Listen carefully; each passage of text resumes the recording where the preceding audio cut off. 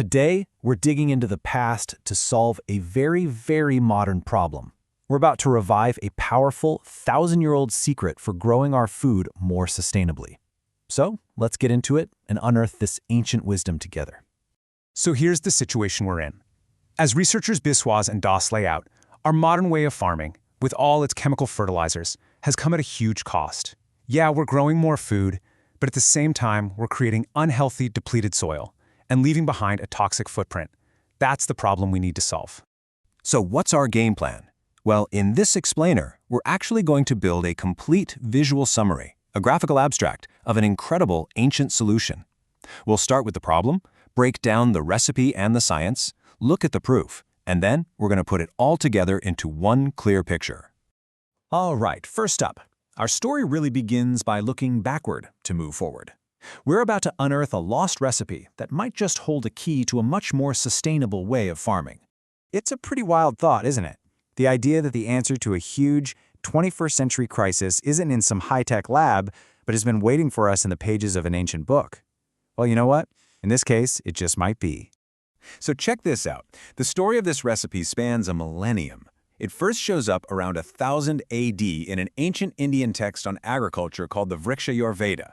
It pops up here and there over the centuries, but was pretty much forgotten until 2004 when a mathematician of all people started experimenting with it again. And now, today, scientists are finally putting it to the test and backing it up with data.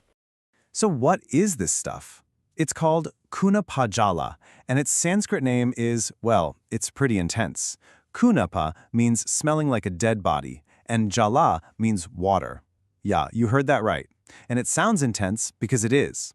It's a seriously potent, fermented liquid fertilizer made from a whole mix of animal and plant stuff. Okay, so let's break this ancient brew down. We have to start with the ingredients. What exactly is in this smelly water? The original recipe from the Vrikshayurveda is definitely not for the faint of heart. It calls for things like the flesh, bone marrow, brain, and blood of animals. Then it's mixed with fish, sesame oil cake, a type of lentil called black gram, honey, ghee, and even paddy husk. What's so amazing here is it shows how ancient farmers used every single nutrient-rich source they could find. Nothing went to waste. Okay, this is where we get to work. We're going to start building our visual story. Let's take this list of ancient raw materials and turn it into the very first, crystal clear section of our final graphical abstract. The whole thing starts right here with these ingredients. But Kunapajala is so much more than just a weird list of ingredients. The real magic happens in the transformation. So this next part of our abstract dives into the science of how you turn these raw materials into, well, liquid gold for plants. And here's what that transformation looks like in the real world. You can see it's not exactly glamorous. This is a modern batch of Kunapajala bubbling away during fermentation. It's messy, it's organic, and it is absolutely alive. So, what's really going on here on a microscopic level? The key is something called anaerobic fermentation. Basically, a whole army of beneficial microbes, like the rhizobium and azotobacter mentioned in the research, gets to work. They just start chowing down, breaking all those complex proteins, fats, and carbs into simple nutrients that plants can soak up and use right away. All right, so we have our ingredients, and now we have our process. It's time to add this crucial fermentation step to our visual summary. This is the piece that shows how we get from those raw materials to a powerful, nutrient-rich liquid. This all sounds great in theory, right? But it all boils down to the most important question of all. Does this thousand-year-old fertilizer actually work? Let's take a look at the science. Let's start with a really big number. One study on tomato plants found that using Kunapajala increased the total fruit yield by a whopping 115%. That's more than double the harvest compared to the plants that didn't get it. Incredible. And it's not just about the fruit. That same study found that Kunapajala boosted the total dry biomass, that's basically the overall weight and size of the plant, by over 106%. It's literally creating bigger, stronger, and more robust plants. And this isn't just one lucky data point. Take a look at these graphs. They're pulled directly from the research paper. On the left, you've got the number of fruits per plant, and on the right, the total weight of the harvest. You can see that across different veggies, tomato, chili, and cowpea, the treatments with Kunapajala consistently and clearly outperform the control group. The modern science is absolutely backing up the ancient wisdom.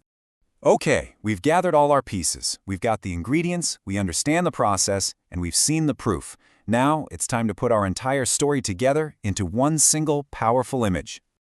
This is what we've been building up to, the complete visual narrative of this ancient super fertilizer.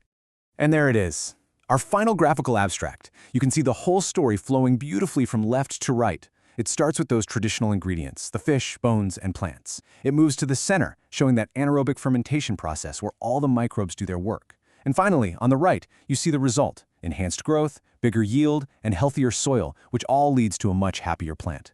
This one image tells the entire story we've just walked through. So now that we have the complete picture, let's zoom out a bit.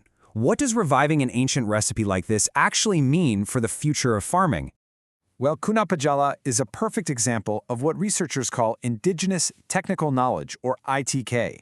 These are the traditional, local, eco-friendly practices that communities have developed over centuries.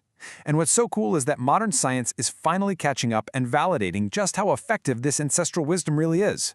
But we have to be realistic here. As the researchers themselves point out, there's still work to do. If we want to bring Kunapajala into the mainstream, we need more research to standardize the recipe, the dosage, and the application methods. That's how we'll get consistent, reliable results for farmers everywhere. And all of this leaves us with a final, fascinating question.